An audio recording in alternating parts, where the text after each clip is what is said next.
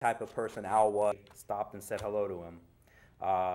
You know, as Dr. Catolo says, you know, Al Tuting's loss is our loss as well. You know, we loved him. He was part of our great VA family here. We will miss him greatly, but his legacy has been built, and I hope this has been good for you guys to hear this, because we really loved him. So.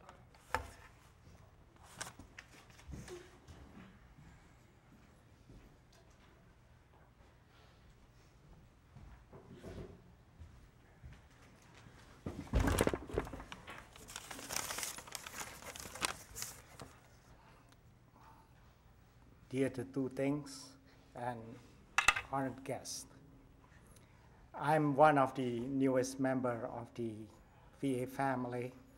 I just started about a year ago at this institution. And one of the first people that I met was Al Tuting.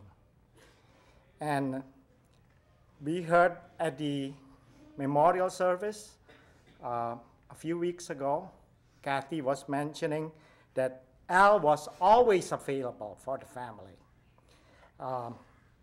Kathy was describing that she wanted a floor for a certain section of the house according to her specifications, not Al's specification. And Al delivered. So that was the kind of person Al was. Al always was there for us and for the family, for us at the VA, no matter how big and how trivial the problems were. Dr. Sadiq called him frequently. I don't know how many times he had called him because he couldn't start the computer for the lecture. And Dr. Mason called him because he had a problem with the WIT system, which is a system that is not so easy to work with. And I called him one time because there was no electricity for my computer.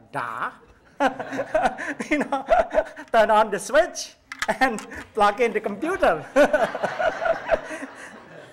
So, you know, he was called all the time for big problems, small problems, and he never said, "What an idiot you're calling me for."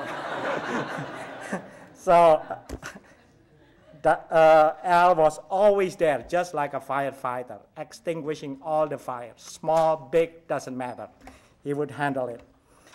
In February 2008, we were working together with Dr. Lasama and myself, and Dr. Gutolo, of course, was involved eventually, on a project actually to expand cardiology.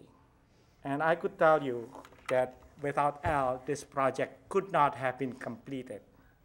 He was a brilliant guy that was dedicated to perfection and dedicated to the VA and as well to the family. So Al, we owe you very much. Your years of dedication and hard work. Rest in peace, my friend. Your name will always be remembered. Your example will always be followed. Your brilliance, we all will try to strive for, but I doubt very much that we will ever duplicate it. Again, rest in peace, Al, my friend.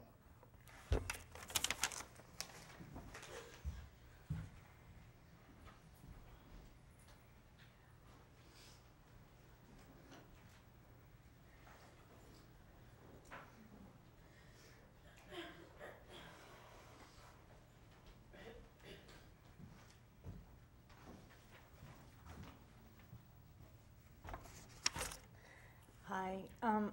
First, I'd like to start off and say thank you so much. This is very, very touching and very beautiful.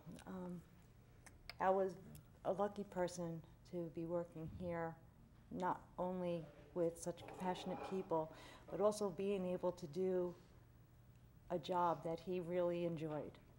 Not too many people can say that they're working in a place where they loved their job, and now really he did.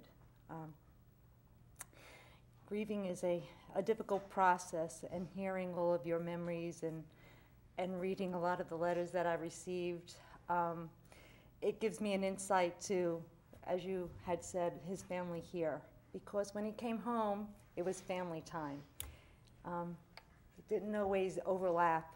He would tell me some stories about Andrea fainting or something when meetings or whatever, but so he would tell me some things, and but really I didn't hear a lot. But I did know of the work that he was doing and how excited he would get putting everything together, and how he would always say how advanced Tampa was compared to all the other facilities, you know. So, and he was very proud of that. He really was. You mentioned before how here he would say, it's very interesting to hear this, because at home it was the same way. Don't worry, it's okay. It'll get done, you know, I'll take care of it. So he had that same personality both here and at home. One of the things that I would like to share with you, which really, you know, things happen for a reason. I understand that. And recently, my son had sent me an email to tell me that he went on the inside on Google and Googled Al's name. And we've done this before, my name, his name, see what comes up, who has us in their system, you know. And for the very first time, and I would say it was probably about a week and a half or 2 weeks ago, a website came up from NASA. Now, I don't know if you know this or not, but Al was a huge space fan, space advocate.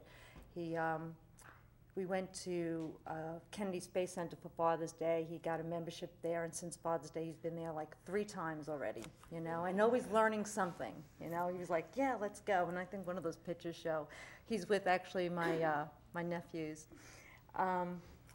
But so anyway, we click on the NASA link, and it winds up that Al's name was on one of the chips put in a spacecraft called Stardust that was sent out in space in 1999 to take pictures of a comet Wild 2 while it was passing by. And it was very interesting because there would be times that Al would say, oh, the future is space, living in space, that's where you need to go. And I'd be like, go ahead, you know. I'll stay here, you go there, you know, that's okay.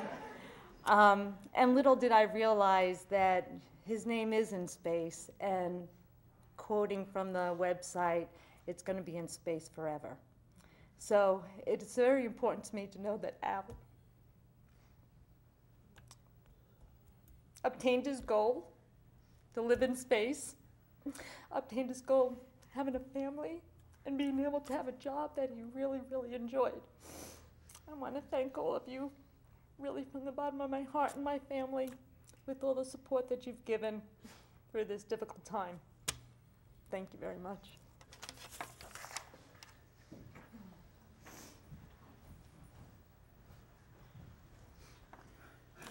When many of you came into the chapel this afternoon, there was a